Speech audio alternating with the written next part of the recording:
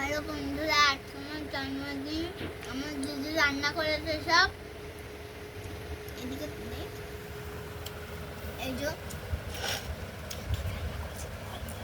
এই যে এটা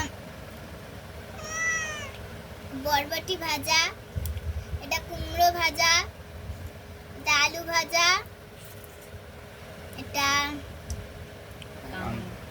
কাঁকরোল ভাজা, এটা পটল ভাজা, এগুলো স্যালাড, এই যে টমেটো, এই পেঁয়াজ, এই যে শসা, এই যেটা মাছের তরকারি, আর এটা ভাত। আমার বার্থডেতে এটা দিয়েছে আমার দিদি। এগুলো আমার মা বাবা দিয়েছে।